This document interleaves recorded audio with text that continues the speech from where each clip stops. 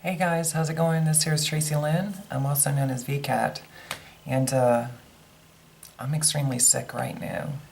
The date is November 30th, 2013, and on my VCat vlog I've been sharing my entire life story to the best of my ability as I am on limited time. And what I mean by that is recently I was asked to leave a house because after trying very desperately to oppress myself and try to figure life out, I had a snapping point, and I couldn't tolerate anymore, and when I snapped, of course, I was asked to leave because of that.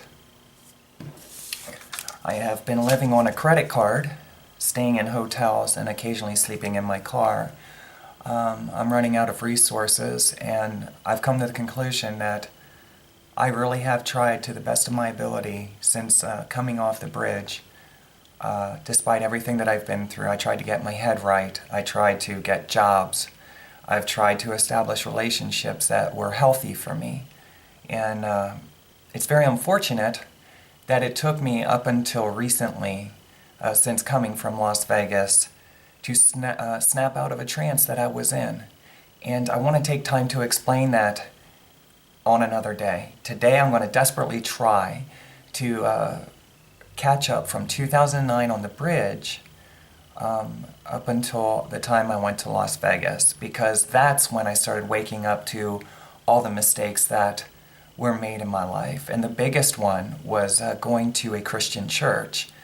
And I know that's going to hurt some people and it's going to offend, but I realized when I came back that was the biggest mistake I've ever made in my whole life, because it had programmed me to step into the light and trust everything outside myself, not in a physical sense, but the ultimate power, which they call God, is outside, and that, trusting God with your life. Let me tell you something about trusting anyone but yourself with your life.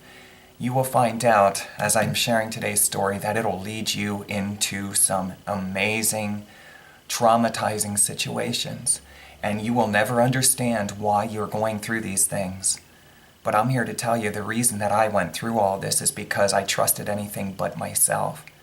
And if I would have had my head straight and been focused on knowing my own heart, I would have never allowed these things to continue on. So, give me an opportunity to explain. A lot of people have been asking me, or let me just say that unless you fully step out and testing and putting into exercise what it is that Christian leaders teach you, you will never truly know that what I'm sharing with you is absolutely true. The only way to really know if there's a real God out there is to end up on the street and see how quick that you will end up in the worst situations, and you will get to know that real human nature. So anyway, this is all going to come out very bizarre. I wanted so bad to organize this. My dream was to write a book about my entire life. I gave up everything in my life to follow what I believed, which I was wrong. Okay, just know this. I'm here to say that I was wrong. I believed that God had a calling on my life, but the God that I believed in doesn't even exist. And all this was foolishness, and I really wish that I wouldn't have cared about anyone else other than myself my whole entire life. My biggest mistake was believing in God that doesn't exist, and number two was caring about anyone but myself. I should have cared about myself always, and that would have prevented a lot of things from happening. And I know that sounds very selfish, but it's true. And if I had a child, I would raise my child to believe that. And if I had more time to share my life story, like I said, I would have more time to help people see a little clearer. So, anyway, no matter how I share the next few years of my life, understand I shared my whole entire life up until 2009. It's now 2013, so you're looking at about 4 years ago. I'm now 41. This had to be about the time that I was around 37 years old, maybe 36. And, I was dominantly saturated in the Christian faith. I mean, this was all I did. I was an escort, and the whole time that I was escorting on my downtime, all I did is had my eyes in Bibles, in people's books, and trying to get my thinking corrected, to try to have a healthier lifestyle and more of what I perceived as a life of victory. You know, I'm going through all these struggles and I'm not understanding. I'm trying to make sense of life, why I'm having so many challenges.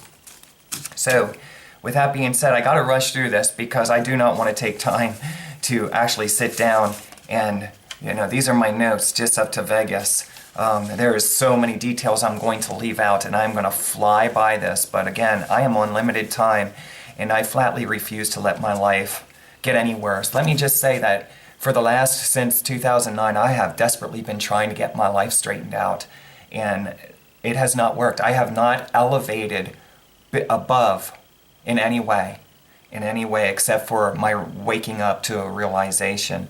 And I refuse, because of that, to allow myself to end up living on the streets, because I know exactly what would happen to me. Let me just say that I've learned a lot working on the streets, busking, and there's no way I would make it survive living on the street. The worst things in the world would happen to me. I'm fully aware of that, and I'm not going to let that happen to me. So, as I share this story, know this: the people that I perceived during this time, and or you may perceive as this, that have mistreated me, know that despite everything that we went through together, I still love these people a lot. That's the bizarre thing, and that's what I really want to help people get through, because I've realized in this world that there is so much unforgiveness. It's like if you do one thing what a person perceives as wrong, they will never forgive you. And all of a sudden you become this evil doer, and people without the forgiveness, you just become this very negative being in the eyes of other people. And the gossip, the words that people spread about you, let me tell you something. There are more people that when I do make mistakes, instead of forgiving me, they just go out and slam me. And it doesn't stop. And there's no way that I can save myself from that, because people easily fall into what I am told I believe. Let me tell you something. Be a self-thinker. Don't believe everything that everybody tells you about other people or about life. Don't believe everything I'm saying about life. Get to know the real world for what it is. Get to know yourself. Get to understand human nature. And don't let people tell you who other people are or who you are. Don't let people tell you who God is. These are the mistakes that I've made over and over and over again, and it has been a nightmare. And now I finally have the wisdom and the knowledge, but I'm not strong enough. I'll be honest, I'm not strong enough. I've been through enough, and it would take me years, many years, to get my life straightened out. So my mouth is a little dry right now. I'm trying hard. I will be drinking a lot of water, and I gotta buzz through this. So understand, people who are watching this, I'm really sorry that me sharing my life story, I'm going to try very hard to leave out all the names and just share the story. The only people who will know is the people that it experienced with, and maybe some other people that are close to it. I do not want to hurt anyone. Understand that. But because if this were to be my last request on earth, and that's the way I started looking at life, what is it that I would do if I thought I was dying in a few months? I'll tell you right now, this is exactly what I would do. Because I would want my kid, who I'm not allowed to see, I would want the people who are closest to me. I would want other girls who are transsexual or escorts, people in the adult entertainment industry, people that I have common interest with, other people who have been bullied their whole life. I would want them to, number one, know they're not alone, and maybe they would find some kind of peace in what I'm sharing with them, okay? Sharing with you. So I'm going to try everything I can not to cry, to stay happy. And my voice, this has been a nightmare doing this project, okay? So here we go. Okay. 2009, when I was on the bridge and I was crying out, I didn't know what else to do. I'm believing in God and to open up doors because my life is spiraling downward faster and faster and faster. I'm running into more and more challenges. The more that what I look back now and realize is I was being true to my heart. The world around me started ganging up on me. I lost everything. I lost everything in my business because there was nothing more that I wanted was to be whole, body, mind, and soul. And with that came, I didn't realize that this was only part of it, was being a transsexual lady. I always felt identified as a lady in my heart, but on the outside, according to the world, because of one body part, I'm a boy. Okay, I'm not your idea of a girl, but I am a lady in every way. So, with that being said, as I'm crying out and a tragedy just happened, understand that at some point I went to Columbus, Ohio to a You're Not Alone party, a website that I came out on, is You're Not Alone. And when I went out there to Columbus, I ended up meeting somebody who was a cross-dresser. And they were kind of socializing, and they're the ones that would go around and introduce themselves and help people who are new get acquainted with everyone, take some information and stuff like that.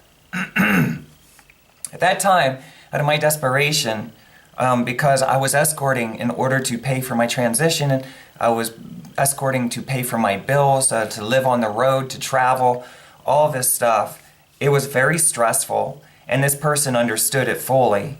And anyway, we ended up sharing a night together.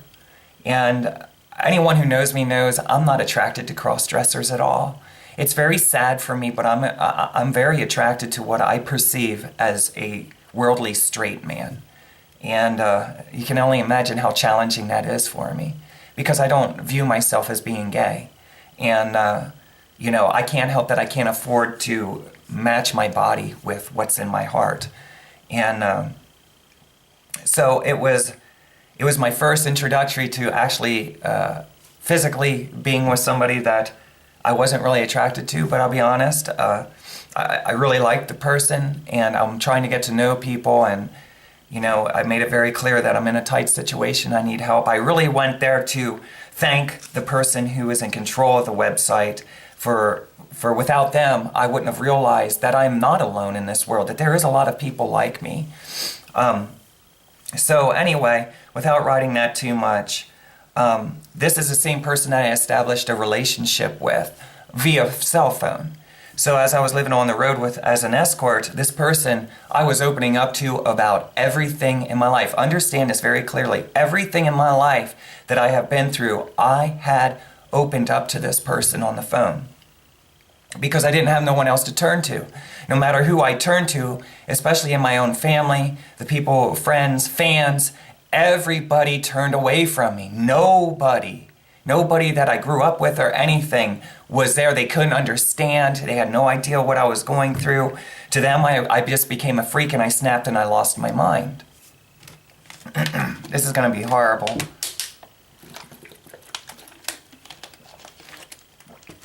So it's very important to you that you understand that I opened up about everything to this person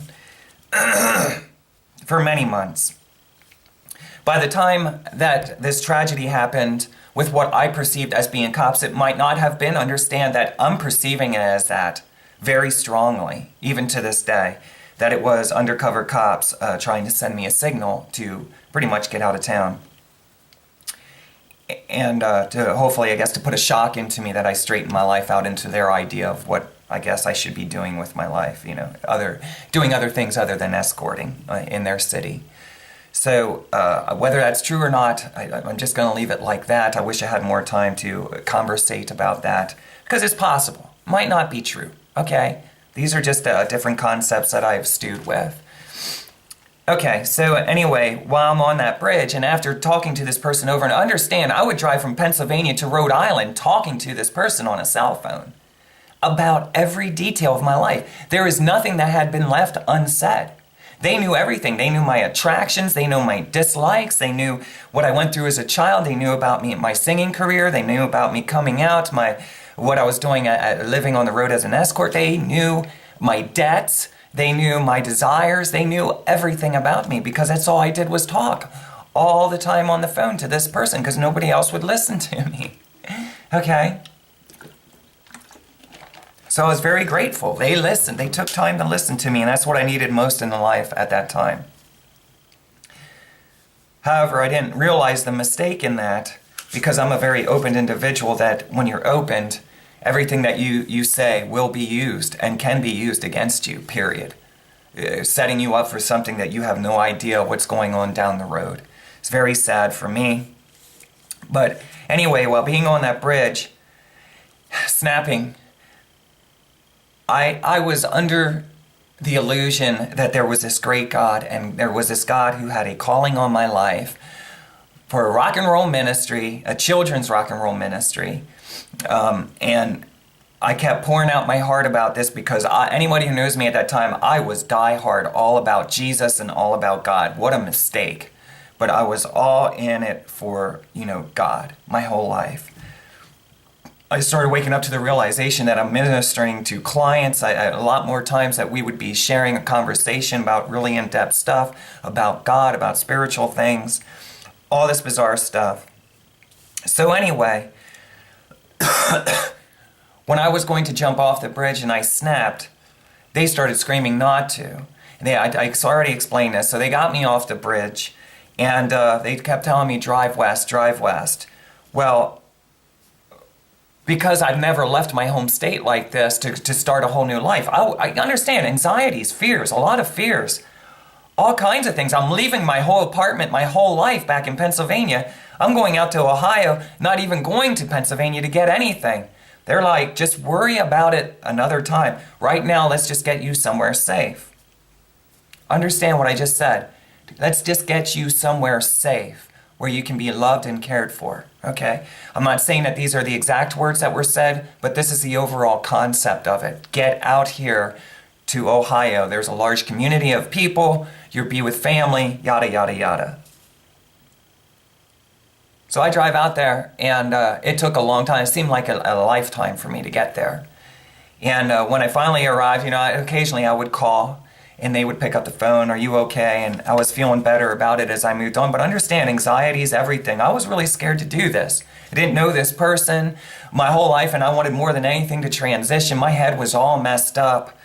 And when I finally arrived, they were waiting for me on an off-ramp at the bottom of a bridge, just a small bridge that crossed over the interstate. I got out. Or I pulled up. I don't remember exactly if I got out of the car or not, but I pulled up, and anyway, they led the way to their house. Understand, because of everything that I was going through and the mental stress of it all, going through life by myself, has really consumed me, that I was looking for escape, and I did anything from severe alcohol, a lot of heavy drinking, usually wine. Anybody who knows me, as I transitioned, I started drinking wine for some reason, a lot of wine. I would be drunk all the time when I was at home or hanging out with family and stuff. And as well, at that time, no longer, I can't do it because it affects my voice, I was smoking marijuana. Whatever I could do to escape mentally, or so I felt that I could escape. So I'm pretty wrecked by the time I get out there. Not that I was doing that when I was driving, but I'm wrecked when I get out there. My whole life is in chaos. And can I just say, understand this before I even go any further, that I totally forgive this situation, and I really love this person despite everything that we had been through together. There's nobody else in the whole world that I would have rather went through a lot of this stuff. I have mental problems just from sharing my life from 2009 up to now, okay? But I'm going to come right out and say, understand that I forgive this person, the situation. I understand both of us, in the heat of everything that was going on, really don't know how to handle what I'm going through. But I'm going to say it straight up, that when I showed up there, that it was within a few days of me being there that I was raped. And a lot of people look at me, I'm 6'2", I weigh 160 pounds, 198 pounds, about 160 pounds, and they think, well, how could you be raped by somebody who's much older than yourself?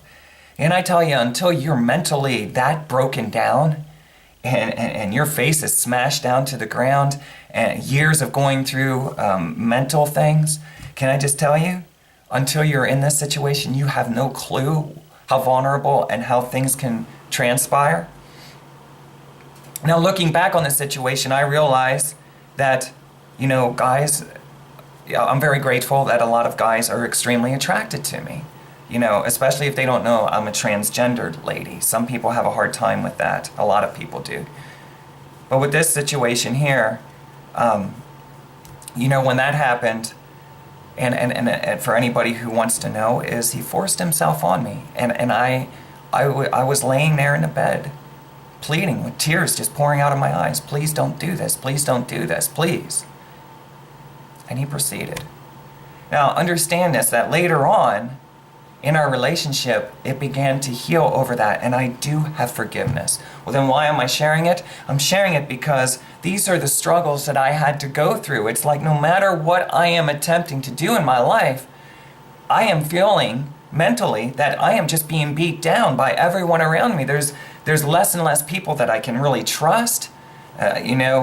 Everybody has a different idea of how to get help and a way to help people. When I got out there, my head was so messed up, and I drank a lot of wine, and I was drunk. And if I met somebody outside of the house or whatever that did do marijuana or something, I would smoke it. So my head was always messed up. And now after this happened, my head is really messed up because I don't know what I'm going to do. I can't, in my head, I can't take care of myself. And I'm dependent on other people to help me. And I don't know how to get my life together. So when this happened to me, it traumatized me. Now I'm drinking even more and more and more, trying to escape this. I don't know how to deal with it. There's no one that I feel I have to turn to. So a lot of times, because when I was in the BDSM scene, I got to the point, you see other videos on my other YouTube page, I started wearing diapers a lot. So being a baby girl kind of thing was my other way of role-playing and escaping. So I used to run around the house a lot doing that, and I was so infatuated with transitioning that I proceeded to keep taking pictures of myself.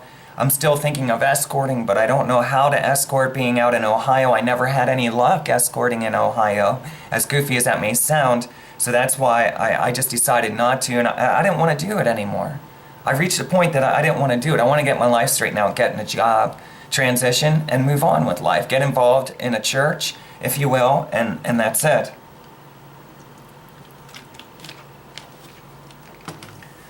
So, and also, it was hard for me because he was in the process of divorcing. Okay? And I never really spoke to her about what happened in our situation, but I knew she did not like me. Just simply because I was transgendered and young and things like that. And I guess I can only assume, but there's a lot of different reasons why I'm sure she didn't like me. And she's going through a hardest time of her life.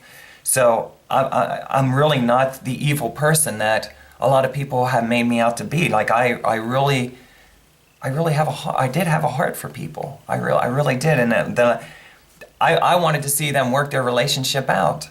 Because I believe that the biggest reason why their divorce was for the transgendered thing. But I don't want to talk too much about other people's happenings. But what I realized is,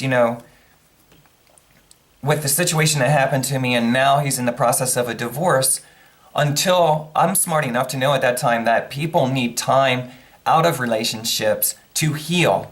If you jump from one relationship to another relationship, you're carrying everything over from that relationship to the new relationship, and you're never going to be fully healed. And the lifestyle that you grew accustomed to in this relationship, you're going to expect the same qualities to be within that individual. I mean, in most situations, that's the way it ended up, and that's the way it did end up. And I didn't want to take that position. What I wanted to do is be friends and see where life would go. You know, I'm a slow mover. I want to take time to get to know somebody. Let's make sure we're compatible. Let's share time together, you know. And I know a lot of guys, you know, from being on both sides of the fence, when they meet a beautiful girl, that they want to get intimate and stuff like that. But I got to be honest, despite the fact that I was in the adult entertainment industry and because I'm a transsexual, let me just say that a lot of people think because I'm a transgender that I'm like a bunny rabbit when it comes to intimacy. And I just want to say I'm completely the opposite. That I really want to be with somebody special, whether or not we have an open relationship or what have you. I want to actually take time to get to know somebody before I start sharing my physical parts, you know, intimacy. I really want to get time to know them because I don't need to just jump around with different guys all the time. You know, I'd rather give myself to somebody uniquely special. Sad to say. And, you know, I just want to leave it with that. So he's in the process of divorce. And I've noticed on top of that, as I started evaluating, that there was a heavy addiction on his behalf. And what I started realizing is he had an infatuating with transsexuals, which is okay for him. But there was a huge infatuation with transsexuals, and it seemed to be a very sexual thing. And that made me back up because I don't want to be in an intimate relationship with somebody that's sitting at the computer all the time and, in my perception, always trying to get with somebody new. You know, I don't, especially after, you know, what we had been through and stuff already at this point, I don't want to be with somebody like that. I can be friends with them and be very supportive, but there's no way. And there were times that different girls would come over in the community and I would see them, you know, I would wake up in the middle of the night or something and I would peek out and I would see things, you know, and I'm just going to leave it like that because I'm not here to talk about somebody else's life. But I was under the impression almost immediately that I realized this is not a person for me to become serious with in a relationship. You know, I really don't want to be with somebody that has the need to be with a variety of people. To me, if you're in a relationship and that's what you want, you should be very open and honest with the people you're getting involved in, and you should connect with other people. If I'm a girl and I want to be with a lot of men, then I should connect with a guy who is okay with that. And he should know that right up front. And if, you know, we have an open relationship or whatever our boundaries are, we should be honest with ourselves immediately instead of hiding this stuff. And a lot more than not, people are always hiding. And I've learned this over the last few years especially. More people I know are hiding the fact that they're running around sleeping with a whole bunch of people. In my opinion, don't marry somebody that wants to settle down and be with just you. Marry somebody who wants an open relationship. It makes sense. A healthier relationship. Now you have something in common. I'm not saying it's wrong. It's absolutely right for you, if that's what you want. I don't mind being, for anyone who wants to know, I don't mind having open encounters. But if I'm going, I would never be with somebody that constantly has a desire to always be with a variety, new all the time, and that's all they do is wake up and seek. And in my perception, that's exactly what this person was doing. And I was warned by other girls in the community right up front, be careful, be careful. And they described his characteristic. Even some of his closest friends warned me, be careful. So I realized this, but what am I going to do? I need help. I need somewhere safe to go. I can't live on the streets. I don't want to be an escort the rest of my life. I'm ready to take that step now, you know? And I want to get involved in ministry work. I believe that God was calling me to a ministry. Boy, was I wrong. Okay, I was wrong about that.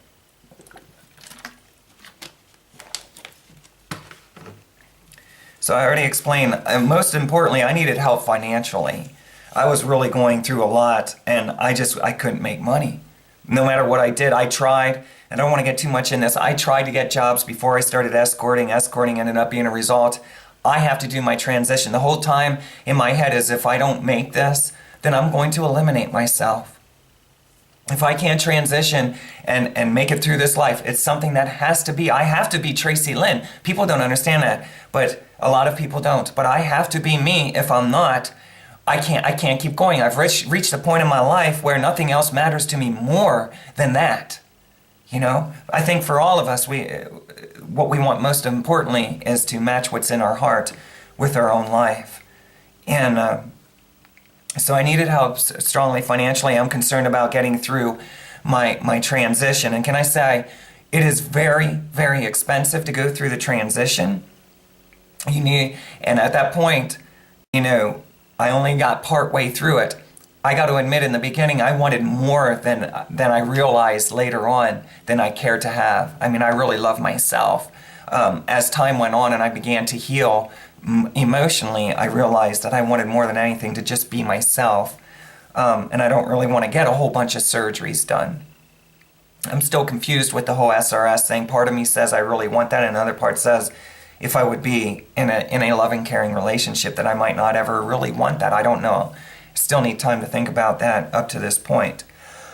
It's really the least of my worries. However, it has become very challenging for me because a lot of doors of opportunity that have presented themselves would have opened up for me if I didn't have this body part issue. Okay, I met a lot of men that really liked me, but there's no way. As soon as you start mentioning about, you know, having an outie instead of an innie, I mean, guys just totally, they don't know how to take this. So I don't have a whole lot of time to talk about that right now. So understand that everything that he told me up until this point anyway, in 2009, by the end of 2009, heading into 2010, he stuck through. We were off to a rough start. He's going through an amazing, challenging time in his life. We're both very hurt people trying to get our life straightened out. And I just want to stress very strongly that I love him and I forgive him of everything. And that may be crazy, but I programmed myself to be very forgiving of people, and I cannot not forgive people for even things like that. So I'm still talking to my psychologist at this time on the phone and different things, and explaining to her about what went on. There was a time that I woke up in the middle of a night. I ended up sleeping on the floor for whatever reason because I really didn't want... Let me just say, I really wanted to get my life straightened out before I started getting intimate with somebody, and I already saw the signs that it wasn't the kind of personality that, yes, that I wanted as a friend, but no, I didn't want as an intimate partner. I knew that right away. I long-term thinking, I could have never been with anybody like a good friend, but that's it, okay? And sometimes as friends, we do things unintentionally or intentionally, and then later on regret it. So we have a healing over this, and I do forgive him. Please understand that. So I also explained I needed help financially. I started going to electrolysis. I'm starting to try to figure out life on my own. I'm in a new location. He's busy going through his whole life struggles. I'm going through mine. I'm really negative here because of everything that I've been through. I'm so traumatized. I'm trying to escape by getting drunk. I'm thinking suicide all the time. I want to die. I just want to ease the pain in my heart more than anything. I mean, and in my head, it was just, everything was so horrible for me. So, I told you about the alcohol addictions. I started meeting other transsexuals in the community. That was a big relief for me. And I gotta be honest, I was always excited to meet other transsexuals that were either, let me just say full-time transsexuals. There's different stages. I don't really have time to explain it, but you have people who do it part-time, more like cross-dressers, and then you have actual transsexual ladies who've reached a point they have to live their life, and they do it every day. You know, they step out and they're living their life as the inner gender, okay? Not chosen gender, the inner gender. I'm getting really excited by this, and I'm realizing we're all mentally going through struggles of different things that we have been through, and we're kind of ministering to each other. Some of the girls that I was meeting are going through their own struggles with alcoholism or drugs and stuff like that. I'm trying desperately to get away from what I perceive as unhealthy and negative. I know I have to get alcohol out of my life. I have to get cigarette smoke out of my life. I have to get all kinds of drugs out of my life. I need to start living a very, what I perceive as healthy, drama-free life. I want it more than anything in the world. I really do. Even to this day, that's the one thing that I want more than anything. And I ain't going to get it. Okay, it doesn't happen like that. And so now I'm dealing with other people's drama, and I'm trying to be a good friend. As a Christian, I'm starting to really minister to these people, especially the people that I've had struggles with, and you know, from my own issues, I've been connecting with other people who had similar struggles. So we're kind of trying to support each other. But when we would get together, let's just face it, if we had alcohol problems, we'd end up getting drunk together. If we had smoke addictions, we were smoking a lot. If it was marijuana, then we were smoking a lot of marijuana. You know, I didn't really do any other drugs than that. I think I shared that with on my other videos. That was my main thing that I struggled with. And it was all escape. Everything was escape. I started going to church, so now an LGBT church, and I'm starting to realize there's a lot of other people in the community in general as far as being gay, lesbian, bisexual. There's a whole walk of life spectrum. I'm excited about this in a way, but you know, I'm excited about other things that I've been introduced to, and my fire for God was to really be involved in a children's ministry and rock and roll. I mean, that's what I wanted to do more than anything. I wanted to give everything up in my life, and that's what I really wanted to do. So I'm trying to get involved more and more with the church. And can I say, as I went, it just wasn't the kind of church that I was excited about going to. I loved the people, but it wasn't the kind of church that I was excited about going to. And let me just say, in short, because I definitely don't want to hurt anybody's feelings, that I made a lot of relationships that I'm very grateful that I had the opportunity to do. I love these people a great deal, but you know, I didn't want to go. I wasn't enthused about it. It was very old stylish. And I would try to venture off going to different churches. And I kind of wanted to venture off and do things more alone because I wanted opportunities to meet new people. And I never wanted to be in a box. Understand that. I don't want to be in a box. I want to live my life as a lady, and I just want to connect with other people of all walks of life, you know? And that has been very challenging for me because of that. So for a season, and at times, yes, I need to, but most certainly, I don't want to be stuck in a little tiny box. So I end up going to this church, and eventually I'll emphasize on the simple fact that I started saturating myself with Bible meetings and different things like that, and it just wasn't anything of great interest to me. I was looking for more excitement. I'm a thrill seeker. I want more adventure, more excitement in my life. And that has been a serious issue for me.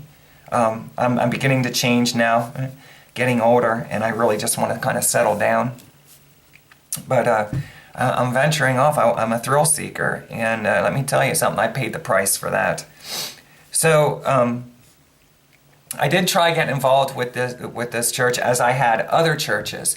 But when I had, let me just say that when I started going to LCBC, I really felt very strong that God was calling me to be involved in worship. So I got involved in this 30 single group leading worship. And it was during that time that I started also sensing that there was this God who was calling me to come out as a transsexual lady. And you can imagine, I can't imagine going to that church and saying, you know, this is what I feel God has been calling me into. I mean, that would be very bizarre. People couldn't handle it. Even the people I talked to about it, as I was kind of private about it, to them, that was the devil.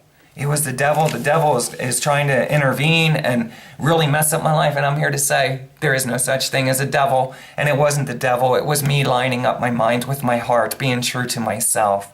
And let me tell you something. I've paid the consequences because people have been brainwashed that it's a satanic thing rather than the truth as to who I really am. You know, I'm really suffering the consequences of that. Thank you, Christian leaders, for brainwashing for centuries and oppressing people into, staying away from being true to who we are and fitting into this ridiculous mold that very few people can actually fit into. So that was a nightmare. So I knew I had to walk away from that ministry. I got involved in other LGBT churches when I was living life on the road as an escort. I started going to all these different churches, and I'm still feeling very strongly. Even more so to do it as Tracilyn, but I'm really scared, and I don't know who I can talk to about this because everybody who was a Christian had told me I'm ways of Satan, and that I am living a very evil life. When I would end up getting involved in the LGBT churches, I felt that I was being judged for every other reason. Not just because I'm a transsexual, that they could deal with, but now you were an adult escort. It was always something. Or, we hear you have some kind of alcohol struggles or whatever. Let me just say that I realized along the way that if I just got involved in doing my passions, that time will begin to heal. Maybe I wasn't ready. In fact, I wasn't probably ready, but all I wanted more than anything was to get involved somehow, some way into something that I felt excited about, that when I wake up out of bed, this is what I want to do with my life. So as I'm struggling and stumbling over this, trying to find my way through life and figure this out, I'm realizing that people in the LGBT community are now judging me because I was an escort. And not only because I was an escort, because the people who were closest to me, like that gentleman that I was living with, he is an extreme networker. And everything that I was going through, he's sharing with the entire community. So now everybody is forming their idea of who Tracilyn is because there is nothing but gossip.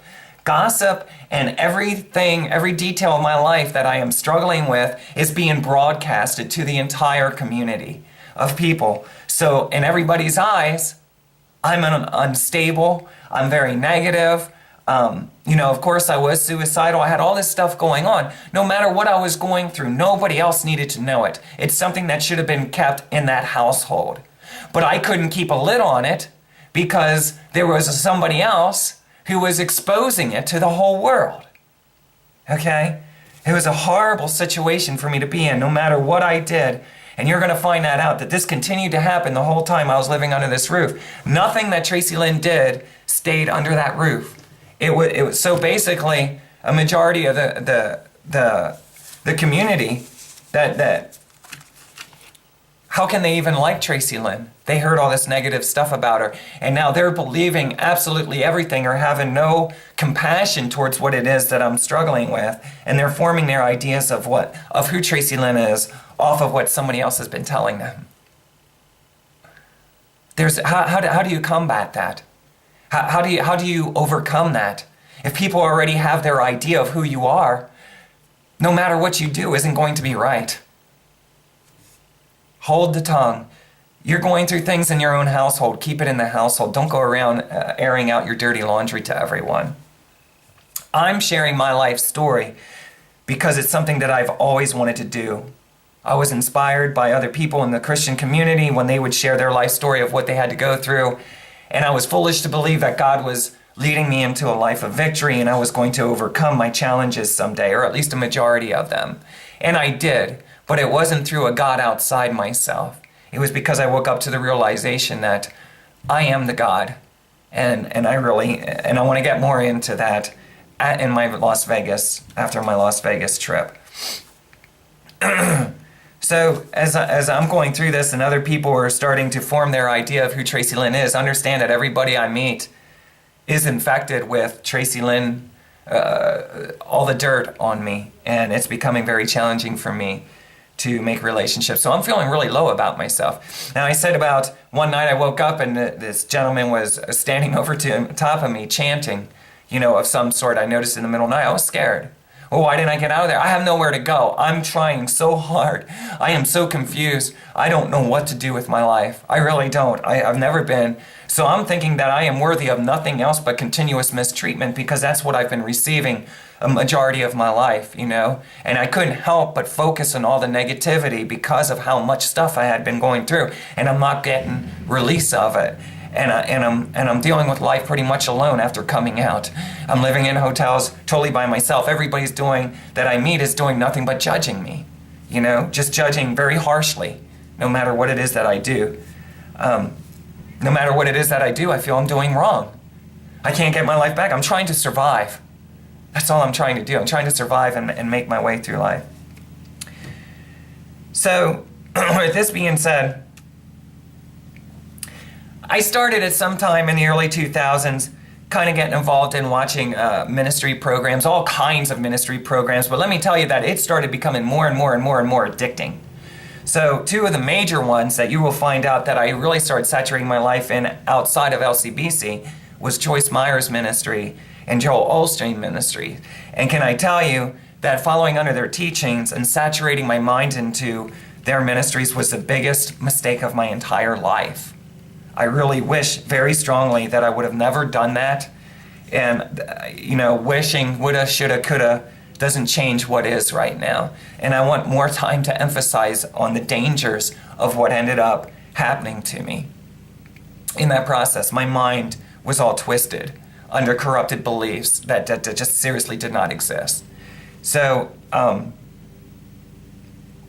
started reading the Bible a lot when I was on the road as an escort. I'm still doing it. I want so bad to have a healthier life, what I perceived as being better. I wanted to be at peace. I'm broken. I lost absolutely everything in my life, my entire business, my whole family at that time had turned on me. They can't accept what it is. They don't understand it. They don't want to understand it. Any fan that I had from my music had totally turned away from me. People at church were saying that it was nothing but Satan and all this stuff. I mean, you can't even imagine what it was like to be bombarded by everything. And now, everywhere I go, the mistreatment I'm getting by cops who would find out that, I'm not their idea of a lady, I'm a transsexual lady. By looking at my license, they might be under what they consider as I'm hiding. People think that you're hiding it if you don't tell them that you're a transsexual. That's why I finally came out and I said, I can't do this anymore. People think you're lying to them. All I want to do is live my life. And let me tell you something, it's not easy being a transsexual at all. The entire world is against you. I know that I need change more than anything. I need to change. I need to get away from all the unhealthy things I've been doing. I want to start thinking positive, and I want to be happy. I want to be happy and whole. I don't know how to accomplish this because I've tried to get jobs. I can't get jobs. I need to make money because I already have debt. I want to get out of this debt. I have financial obligations to a child that I'm not allowed to see. I want so bad to get my life straightened out. I don't know how to do it. Okay?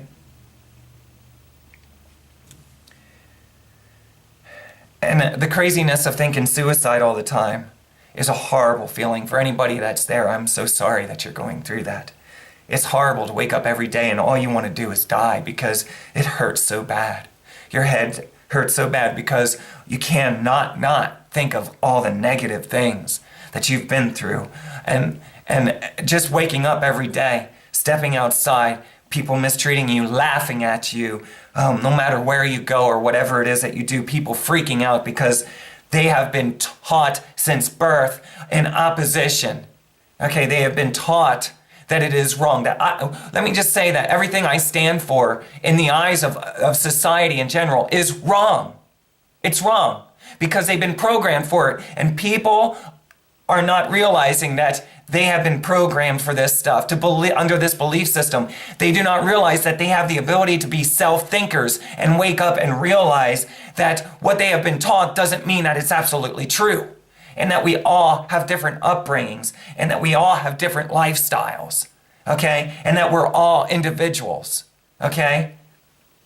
And your idea of what makes you happy and my idea of what makes me happy are completely different maybe, or we have similarities. But I have learned the hard way not to judge other people for any reason, not because of their physical characteristics or because of things they're going through mentally. I would never, I sat on the corner with prostitutes, crying with them and hugging them and telling them that foolishly that there's a God who loves them. Okay, big mistake on my part. All right, but I don't regret ever sitting down and hugging them. I hugged homeless people. I've been there. I've seen it. I've seen what society calls the scum of the earth, and I've been there, and I've loved them to the best of my ability. And I sure as heck try very hard not to judge people. It's hard for me not to judge people who are being mean to others. That I struggle with. Very, very, very bad. You know? So understand, this whole time I'm seeking happiness. I just want to be happy so bad. I just want to be happy, and I want to fall into a group of people that accept me. And I want love. I need love. You know? I can't do life alone anymore.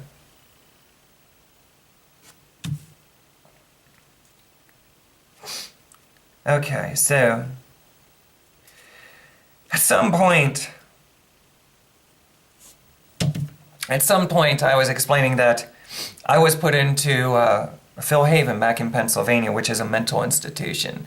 And I used to think very negative about that because people speak negative about it. But can I tell you, these are some of the best things that ever happened to me was going into these mental facilities. It's totally different than what people give you the illusion that it is. You know, can I just say that if you have a lot of mental struggles, it taking a couple weeks or a month or two to get your life straightened out in a facility is probably the most therapeutic thing you may do, and you might have lifetime friends and really learn more about yourself than you ever did before. It has been a great blessing. Unfortunately, society as a whole looks down onto it. And let me tell you, a lot of jobs you can't get because you ended up going into a mental facility, and they look down on that. They don't look at it like, here's a person who took the steps necessary to straighten out their life. They look at it as, she snapped, and she could snap again at any given time, or he, or whoever it is. That's horrible that we do that to people. But we really look down and frown down about this. I was only in for a few days, and how I ended up getting there is because everybody I was talking to, I'm going crazy. I'm driving all over America. I don't know what to do. My head's not clear. I don't know how to make my head clear. And no matter what I do, I end up running into more and more difficulties, more and more challenges. You know, I had problems in fitness centers. I had problems with cops. I had problems in going into store facilities. I had problems with friends and relationships. Everything is feeling like it's kind of centering on me. I had problems in churches. I just can't get away from it. I don't want any more drama in my life, and it just keeps on manifesting itself. And all of a sudden, my head is very unclear. I don't know what to do, as I am right now. My head is so unclear right now. It's unreal, and I'm trying so hard to keep my sanity for at least a couple more weeks. And can I say that when I went there the first time I wasn't ready, but because I was telling everybody that I was still suicidal, that, you know, the absolute best thing that anybody could think to do was to commit me into a mental facility. So I went there and I lied to them. You know, I'm a good role player, and I basically told them that I don't need help, that I'm not, and these people were lying. I was wrong for that. And I realized this later on that I was wrong for it. I should have took the initiative. At that time, I'm thinking negatively, too, about getting help in a mental facility. And I regretted it very quickly as soon as I was released. Because I want my life straightened out. More than anything. And it wasn't straightened out. It was getting worse. So people evidently had called the cops. Cops took me to the hospital. Can I say, at the time of being committed into the hospital, I guess they put some kind of tranquilizer on me or whatever to get me to rest, put me to sleep. And sometimes in life you just feel like things happen to you, but you're unclear of how it happened or if it's true. And you're thinking, am I crazy because I believe this? And this is going to sound very crazy to you. But I felt like I was violated somehow, but I didn't know how. It's the way that I felt. So when I woke up, of course, I'm staring out the door. I'm thinking, I want to get out of here. The first time that I was ended up being in a hospital first. At the Good Samaritan Hospital in Lebanon, Pennsylvania. And what ended up happening is once the door of opportunity that the door opened up, I ran down the street. it was quite funny. I had my gown on, and I don't know if I had panties on or not, but I'm running down the street trying to get away because I wanted help, but I was scared. I was horrified by going through the process. I was so scared that when I went to a mental facility, I was going to be stuck there for life. I was never going to get out. And I ran from everything. Can I just say that I was the kind of person I kept running and running and running my whole life, running from everything. So I'm running down the street, and eventually they caught me. So that was quite an experience for me to go through. But I felt like I was violated.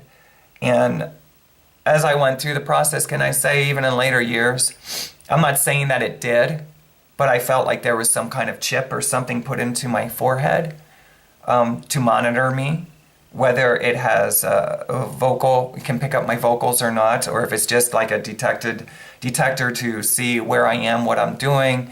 I've had all kinds of, curiosities. Is there a satellite camera on me, at all times, and it's kind of just following me around? Is this, I don't know, technology. Let me tell you something. You can laugh all you want about this. I'm talking about, these are things that I just ran through my imagination. Is this possible? Could this be possible? When somebody snaps like that, and I had a lot of spiritual things happen to me, understand, and these are real. Now, is there really a chip in my head? I don't know. I don't know if there is or not. I have no way of being able to tell that. But I felt violated when I woke up, and sometimes we have that natural instinct that we feel that we were violated in our sleep.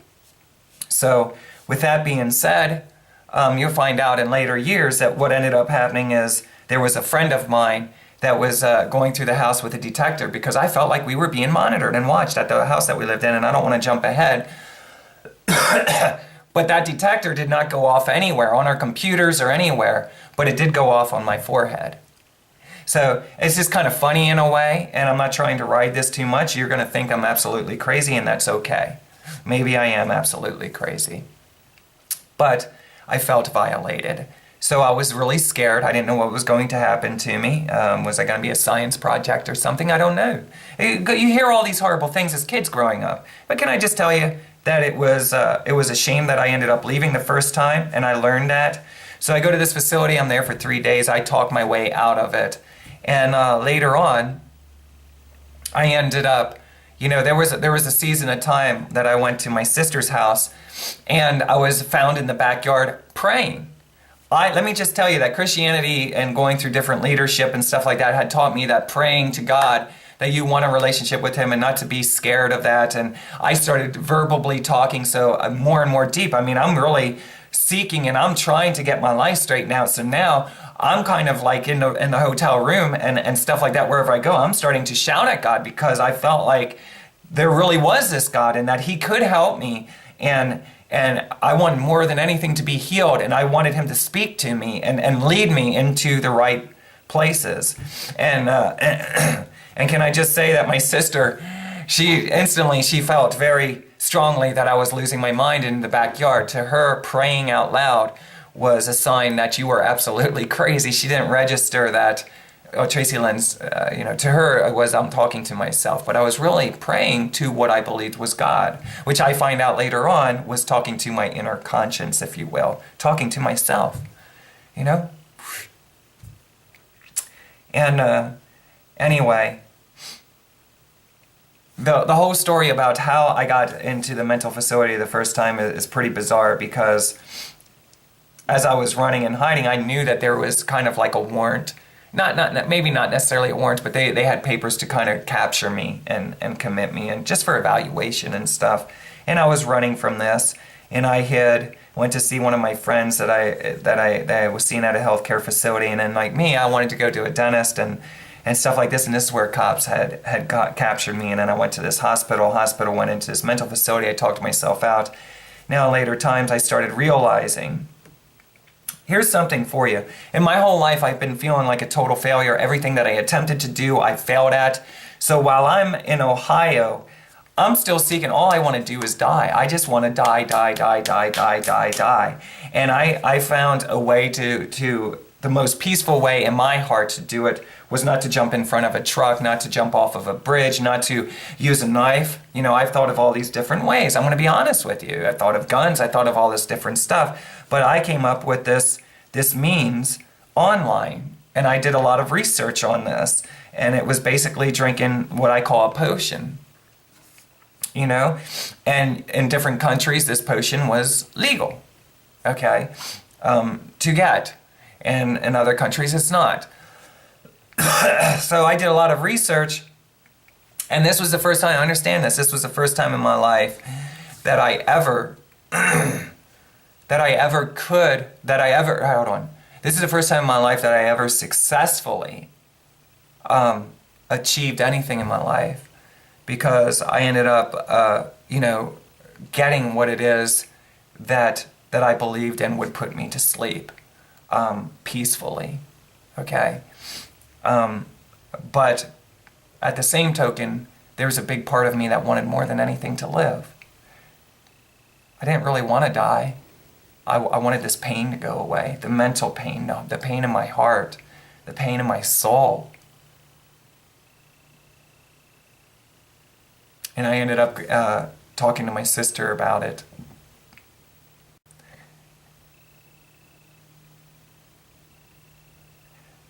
And can I tell you that I knew that it was time for me to go to a mental facility and see about actually getting help. And I explained a little bit about that, so I don't want to repeat it, but let me just say that when I showed up there, I was a total wreck, and because I'm a transsexual, they don't know what to necessarily do with me. So this here, being bounced around and stuff, it's really, let me tell you, this has been the hardest thing that I've ever had to go through in my whole life. Because society is not educated with it, and new education is starting to manifest itself forward, but it's not happening quick enough.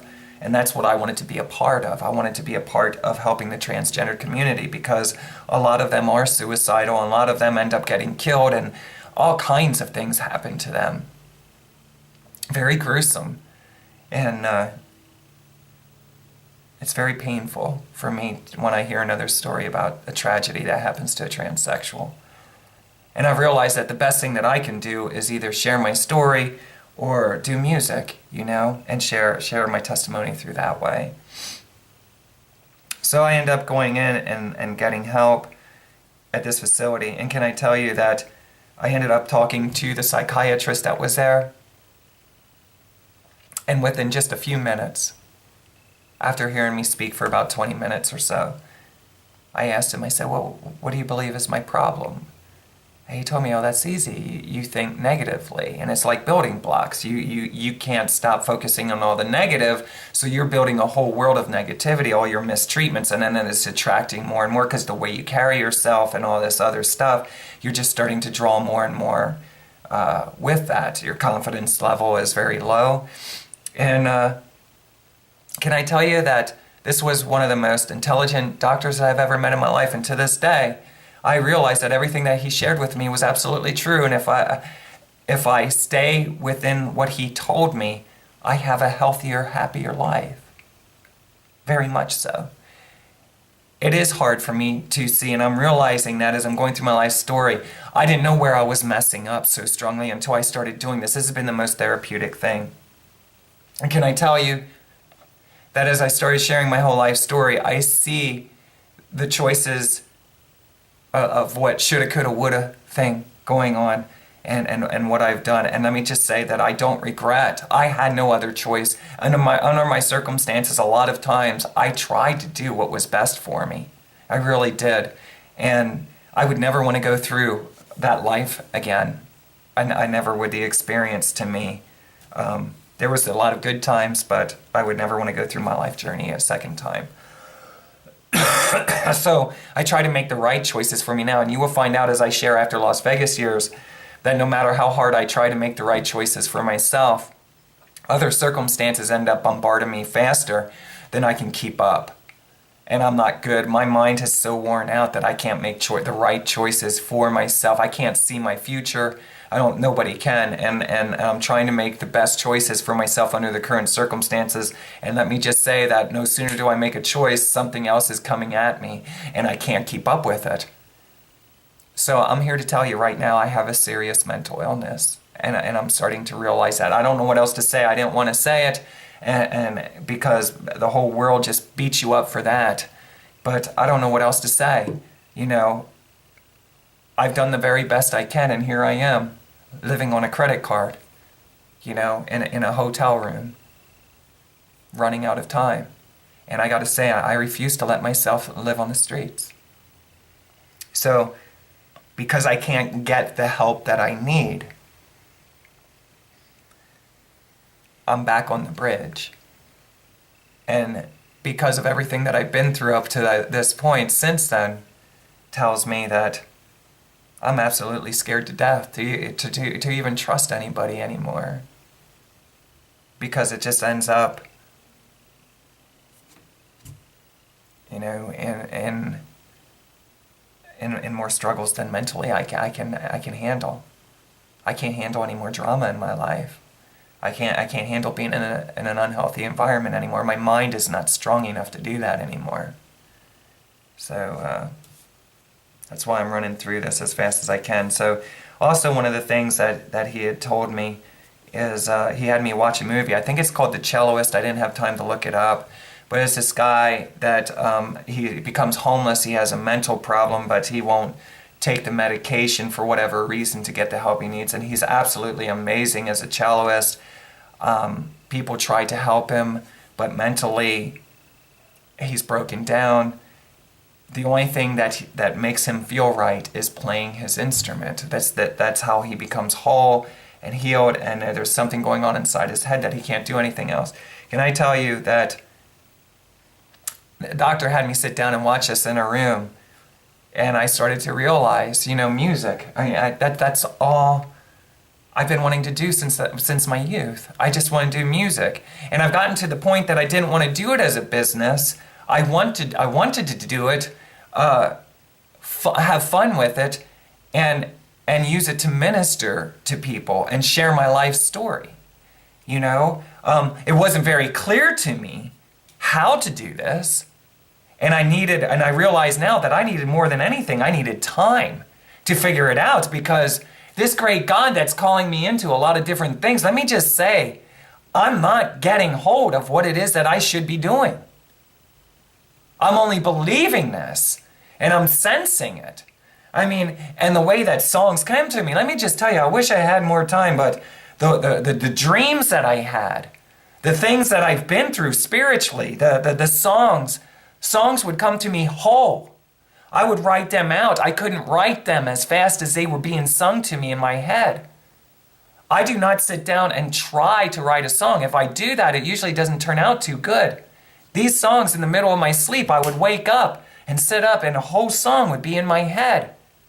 I'm getting ready to come into that, but can I tell you that I've learned that my head hurts really bad.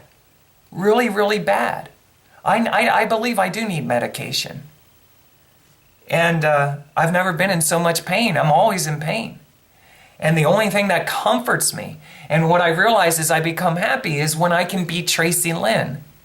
When I'm doing the things in life that I'm passionate about, especially singing, when I sit down and I play my guitar and I sing the songs, and although everybody says I'm acting childish and stuff, doing childish things and pretending and role-playing and doing videos, can I tell you since Las Vegas that I've learned that when I'm myself, I don't want to die.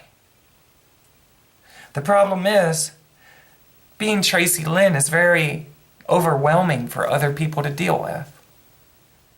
And they think that I should be up to their caliber in their way of thinking. I'm a slow thinker. And my mind has worn out over the years. A lot of mental stress, things that I've been throughout my life. And really all I want to do is be happy and do the things in life that I love. And I've come to the conclusion in my life that it's not money that I want. I want the freedom to be myself and do the things in life that I love. And I want to share my life with other people. I'm not living on the street. And I won't do that. So I need help. I got a lot of things that I'm going through, and I should probably have physicians and medication and all kinds of things, and I just can't. I'm running out of time, and I don't have the financial resources. A person needs a safe, free, drama-free environment to live in, and I need finances and, probably, medical attention, and I just can't get it. I can't seem to put it together enough to get it, so I can't take it anymore. I've reached that limit. I just can't take it anymore. So that's why I'm sharing this life story. So when I was at this facility, can I tell you that everything that needed within 2 weeks was given to me, except for I didn't have a place to go that I perceived as being healthy. I had mental disability given to me. They would have helped me out with that. Food resources, and all this stuff needed, health insurance, all the things that I needed. But can I tell you, the only place that I had to go, and this is going to be very painful for me to share, but the only place that I really had to go was at my one family member's house. And can I just say that I knew in my head that I couldn't do it, because they were going through their own struggles, a lot of struggles. And can I just say that alcoholism ran very dominantly in my family, whether it's through my mom or any other family members or friends that we had. I was always consumed by that. And what I perceived as negativity, there was always some kind of drama, alcoholism, heavy smoking in the house, and whether it was drugs or whatever, different things going on. And I knew that in order to get my head right, I needed to be in what I perceived as a healthy living environment. I needed to get away from all that stuff, and I realized it's still true. I need to get away from all that stuff, or I'm never going to get my life straightened out. Sad for me. And the only other place I had to go was a family member's house, where, let me just say that alcohol and things that I couldn't endure mentally were going on within that household. I knew I couldn't do it. And I also received physical abuse when I was there. So, because there was a lack of understanding of what, let me just say this. I don't want to be living in an environment where I have to keep defending myself and keep on explaining that I'm not crazy, that I am a transgendered lady, and that I'm tired of living places and having to constantly explain why I do what I do. And in this environment, may I just say that I felt it was like a Cinderella story. I felt like it was that I was being treated less than. I'm just saying that's how I felt. Was it true or not? I wish I had more time to explain. But can I just say that one of the household members actually got physical with me because they're deaf. They don't understand what it's like to be a transsexual. They know what they've been taught their whole life. They've been taught a certain way in their youth, and I don't mean this in a mean way, but some people just do not allow themselves to become more educated.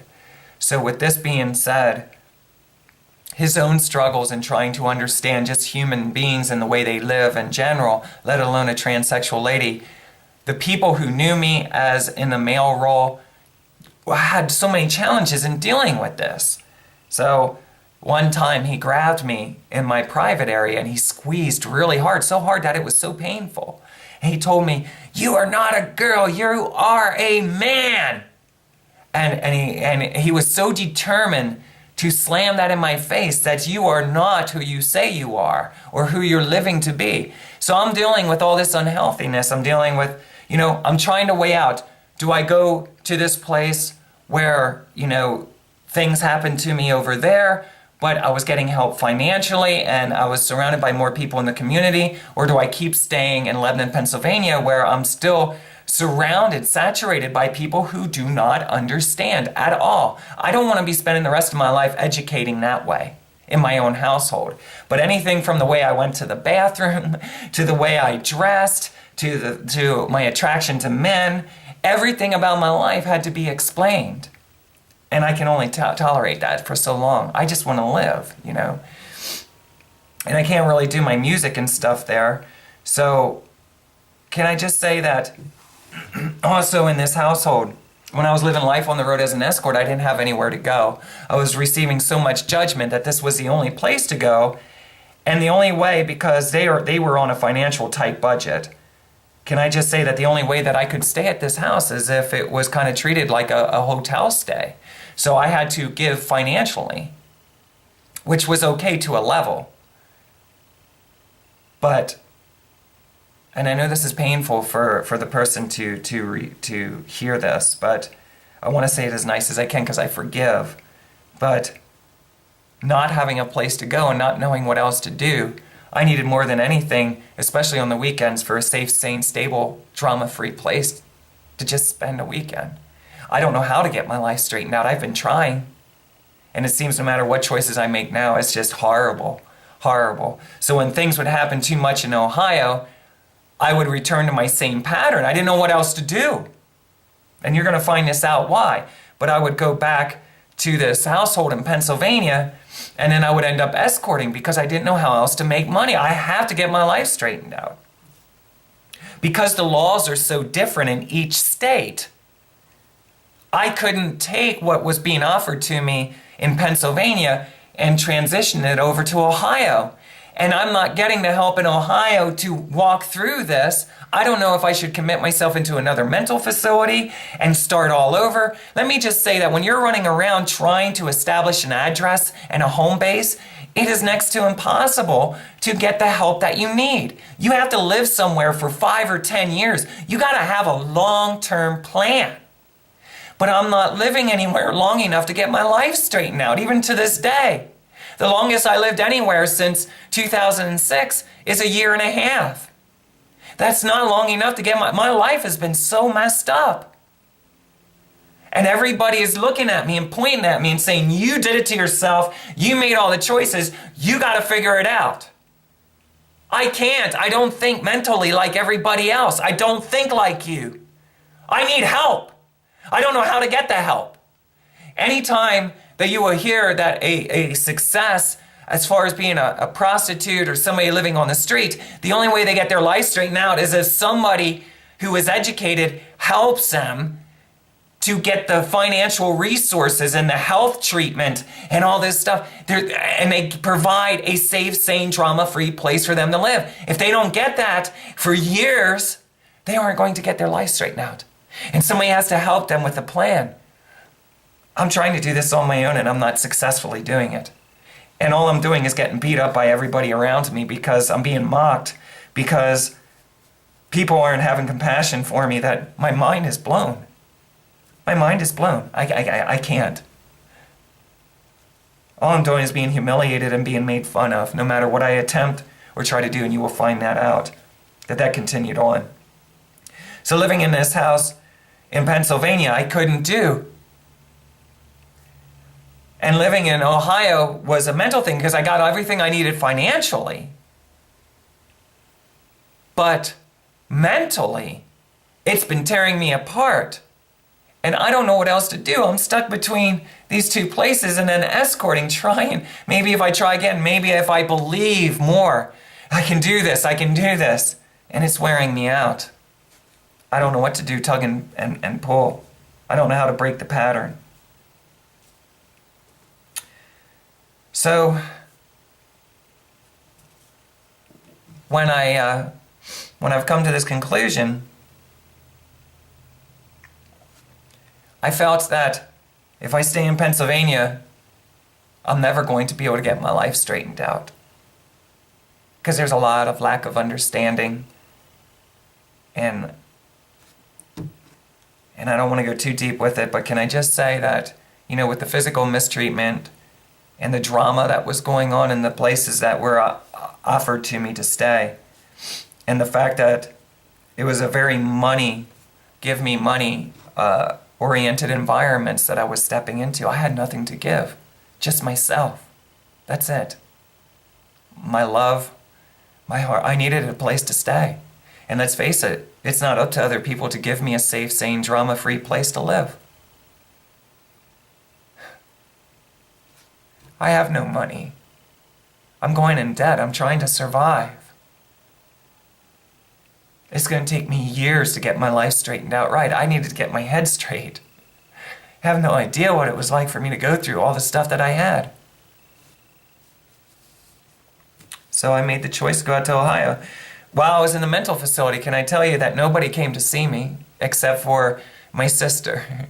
She came one time to see me, and one of my clients, who became a very good friend of mine. Nobody else cared. It seems the more that what people perceive as negative, you're going into a mental facility, you're an escort, you're a transsexual, they turn, let me just say, people just totally turn from you. They don't, you're the scum of the earth. And you get everything you deserve. That's people, that's human nature at its finest. Criticizing everybody. Instead of looking at it, here's somebody trying to survive. This is scum of the earth. And she did it to herself. She should have known better. I give up. Because maybe the whole world's right. I don't know what else to believe. Evidently, everybody in this world is right. I'm scum of the earth. So I'm going to live that way now. And these here messages are my goodbye messages. So the doctor knew that me going to Ohio was so unhealthy for me that he refused when he found out that I was going to Ohio. He committed me back in. He said, I can't release you if you're going to Ohio, Tracilyn. You got to come up with a plan. And I told him, I said, I can't. I don't know what else to do. If I stay at the place in Pennsylvania, they're going to want all my money. And I got to be honest, I felt like I was being treated less than. Just, I don't want to go into too much detail with that, but I can't help how I felt. You know, I was kind of living in the basement kind of case scenario. And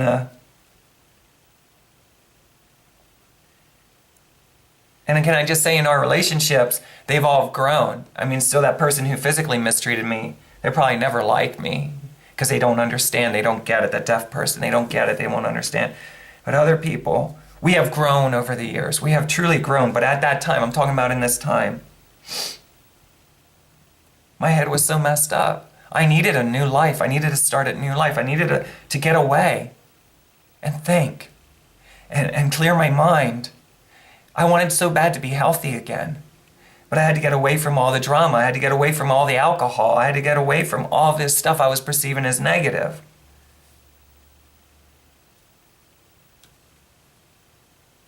And foolish me, I was believing in this God who doesn't even exist, that he's going to open up a door.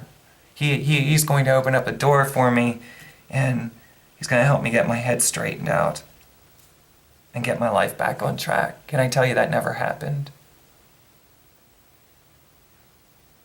No matter how much I tried, and you'll find out, my life just proceeded to get worse to the point now I'm living in a hotel, on a credit card, going in debt. No food. I'm living on the worst food possible, sugar.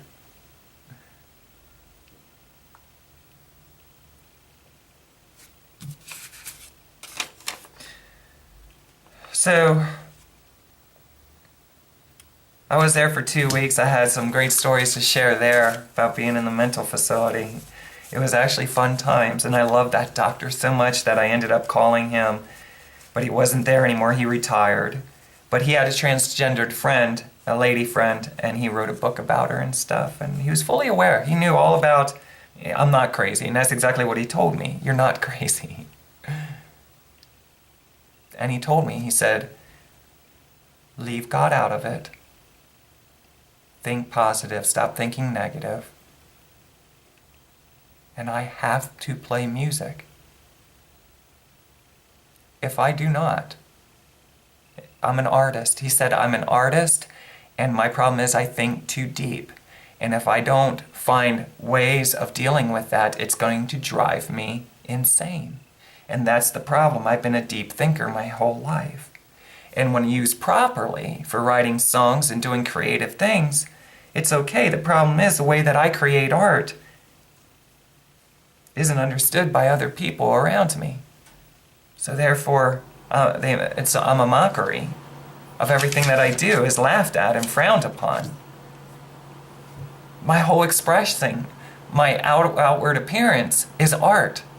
It's me expressing I'm trying to express my inner spirit, you know, and with my music. And I gotta be honest, I wanted to do something totally different with my gifts and my talents. And it just created more horrible circumstances than necessary. As I'm trying to stumble, or I'm trying to figure out life while stumbling. So I explained I'm trying to get away from unhealthy living. And while I was in Ohio, a lot of times to get involved within the community, a lot of people went to bars. A lot of the LGBT, clubs. I don't want to do that anymore. I played in bar rooms musically in my career for 7.5 years. And I was foolish for believing this, but I believed God was calling me into a rock and roll ministry, and it was going to be what I perceived as a little bit healthier. Why would I go to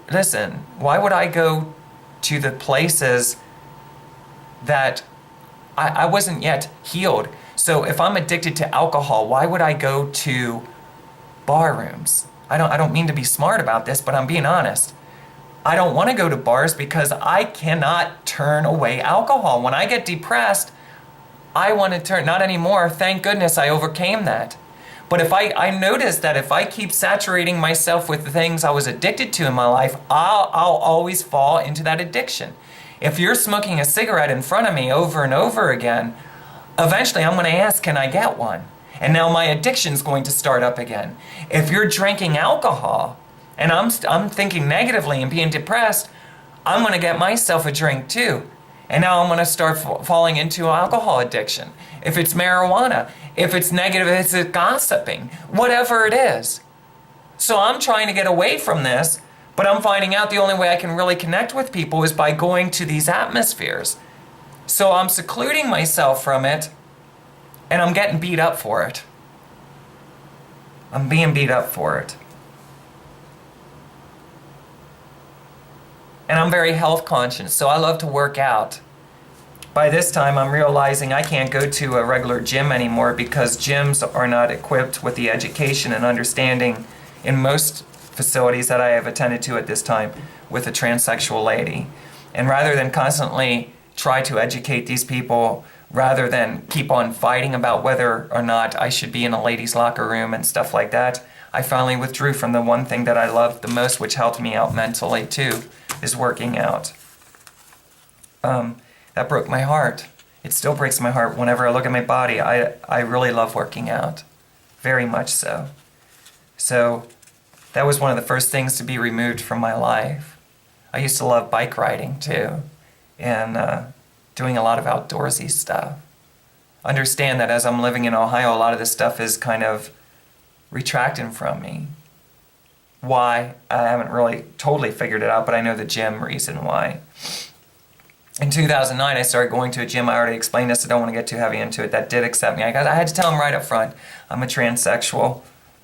May I please work out at your gym? And may I please use the appropriate locker room? And of course, they were very cooperative and wonderful with it. I love you guys very much for doing that. You have no idea how something that small makes a difference in a person's life. Just because I'm not your idea of a lady doesn't mean mentally, So, I don't want to go to bars, and the people that I started meeting and hanging out with, they're kind of, not all of them, some of them are involved in things I was trying to get away from. So I don't want to go too heavy about that. I've been trying to get away from this. There's alcohol in the house. I'm feeling very strongly about living in an alcohol, smoke-free, drama-free place. I wanted more than anything to live like that. I can deal with everything a little bit better now than ever before. But because I suffer from thinking negative and depression, I have to stay away from these things because I'll gravitate towards them eventually when things are spiraling down in my mind. So, let me see what else is going on here. there was a lot of change while living out in Ohio. Okay, so no sooner was I there was a divorce going on, so and there was the selling of the house. So in between me trying to run away and get my life straightened out because I wanted to make money, and the only thing I knew to do was an entertainer, and that's all. The only way I really know how to make money is entertain. I went back to escorting. I can't tell you how many times, because I couldn't handle living life under the circumstances. I was not ready for a relationship at that time in my life. And if I was, it would have had to take its time. Even to this day, if I were to meet somebody, I would want to gracefully take my time and let our relationship happen. I wouldn't want to be thrust into it for any reason, you know? So I would find myself running away and trying to do life on my own, trying to get it together, and it never worked out. All the time, things just spiraled down and got worse and worse. And the only place I ever had to go was back home to a place in Pennsylvania. And in my head, it just wasn't a good choice on my behalf because of where I was mentally. Okay, so as this person's moving, what ended up happening in 2010, as I'm running around, let me just say in 2009, as I'm running around trying to get my life straightened out, and I'm losing my mind, if you will, theoretically. I'm driving all over the country. I'm going to try to reflect back right now. There were some times that I felt very strongly like God was speaking to me and leading me to these different places. I mentioned about having this solution about a way to commit suicide. I actually and this is a crazy story, but I ended up going to Memphis and Graceland. And as I was taking the tour and going through Graceland, I'm not kidding you, I felt like, I felt very strongly like there was a voice, whether it was of Elvis, or if it was of God, or if it was my higher self, whatever. I felt like there was this voice speaking to me in my heart, that it did have a plan for my life, and that plan was to use music to minister and to help people, to create a ministry that would help the LGBT or the transsexual, especially, community. And that night when I ended up, after going through Graceland, I ended up going back to the hotel, and I was going to eliminate myself, as I say to people. And I don't remember clearly at this time because my head's kind of spinning, but I heard a voice speak to me and tell me that I have a plan for your life, and you're not meant to transition on at this time. You know, not those exact words, but it wasn't my time to die. That there is a calling on my life into a rock and roll ministry. So I headed out, and I ended up going to LA, out to Hollywood. And let me tell you, my mind, everything's foggy around me. I'm dealing with all this stuff, still reading books, the Bible, and praying and talking to what I believed was God, realizing now that I was talking to myself. And I remember talking to this gentleman on the phone from Ohio, that I was at a hotel in Hollywood just across the street from a music store, whether it was Guitar Center or whatever, I don't remember. And I felt like I heard God telling me to go in one night when I was standing outside, to go into this music store and buy myself a guitar with the money that I had. Did I do it? No. I denied that at that time. And the reason is because I'm trying so hard to make money and get myself out of debt and get through my transition, that I didn't realize at that time how much I needed music. And I needed a guitar with me all that time. So I denied myself what I needed the most at that time was, and I realize it now, I pick up the guitar and it hurts me when I can't sing because my voice is kind of ruined right now, at least because I'm sick. So I ended up going back to Ohio again. And you'll find out that, I don't have time to explain each time, but whenever I would I couldn't take anything else more mentally where I was, and I wanted to get through my transition and stuff, I would end up going back to Pennsylvania, and then from Pennsylvania I would end up escorting. I didn't know how else to get my life together. I'm doing the best that I can. I don't know what to do. And I started realizing, if I could have had the setup in Pennsylvania that I would have needed, or there in Ohio, if I would have had that mental disability, Social Security or what have you, maybe not forever, but...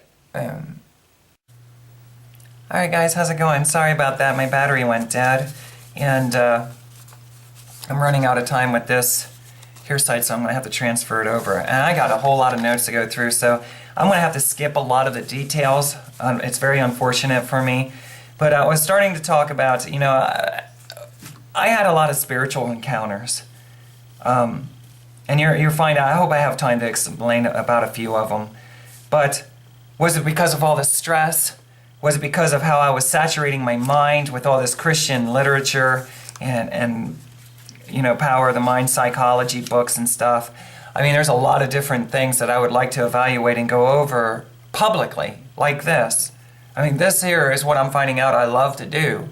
Share my life story and break it down and try to, utilize it to help myself while also helping others. Not only music helps me therapeutically to mentally calm down my anxieties and stuff, but so does talking and doing this project. I want to get more time to explain on that, but so with that being said, I denied getting a guitar. I'm walking around Hollywood. I'm believing that God's calling me to these different places. I realize now that I was foolish. God was never calling me anywhere. It's just my heart's desire is I love to travel. I love music very much, and I love to talk. And I really connect with people in passing, but I don't do good with live-in relationships. Unless I don't know what it's like to live with somebody and totally be myself. I really don't. Because whenever I'm being myself, I really annoy the people who live with me. It breaks my heart, but it's very true. And I don't mean when I have a bad attitude. I mean when I'm happy, it's very overwhelming to others, and that breaks my heart. But it's just the way it is. So, I'm trying to get away from all the things that I perceive as unhealthy, but the only thing I know to do is be an escort. I can't get a job. Nobody will hire me. I told you about my job history. When I was living in Ohio, I ended up going back. Here's the thing, at the very end of 2009, I ended up going back, and this gentleman actually bought me this guitar.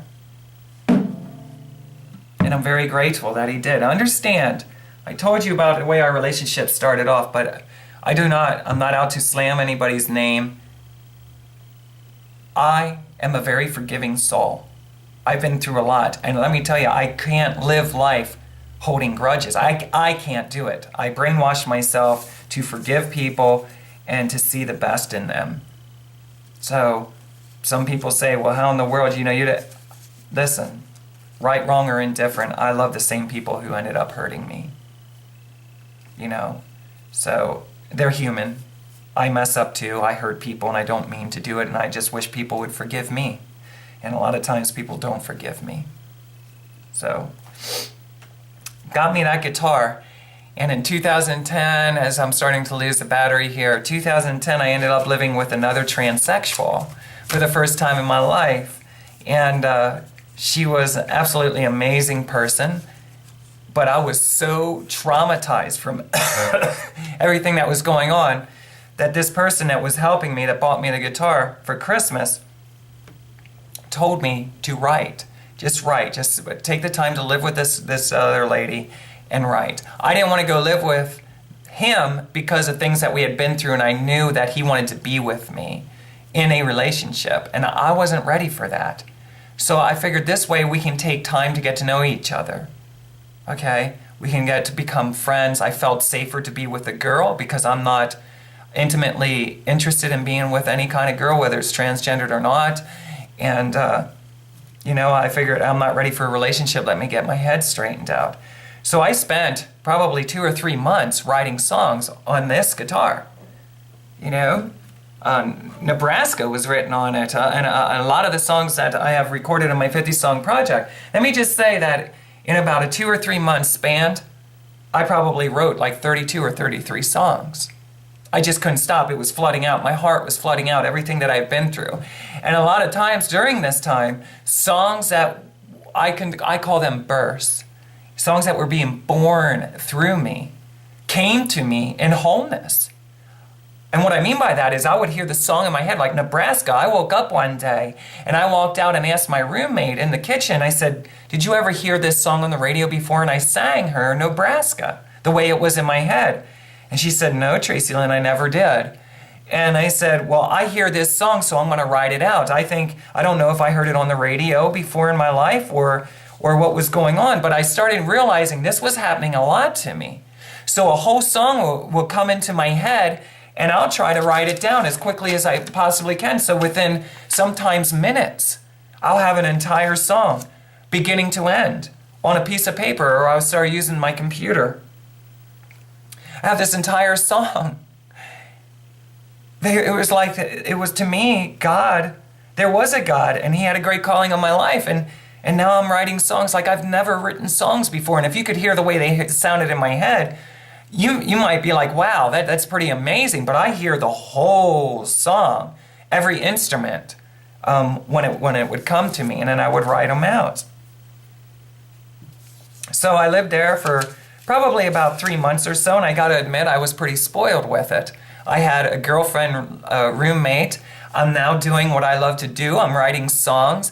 I'm constantly watching videos and listening to audibles. And hold on, I'm going to run out here soon. So I'm watching DVDs. I'm listening to audibles. I'm reading books, every book I can get my hands on. And I'm watching these two ministries. I'm watching Joyce Meyer's ministry, and I'm watching Joel Osteen Ministries. And now I'm buying all their books, and I'm starting to saturate my mind with it. And in between, I'm writing these songs that would come to me sometimes in the middle of the night. Or sometimes I'd look out my bedroom window or something, or have a morning cup of coffee, and all of a sudden a whole song would just come in my head. So understand, I wasn't doing anything else but taking time to mentally heal by reading and then writing songs. So it's kind of like I'm funneling out what I perceived as poison, emptying the poison and filling myself back up with what I thought was positive stuff. I'm going to stop and switch over here.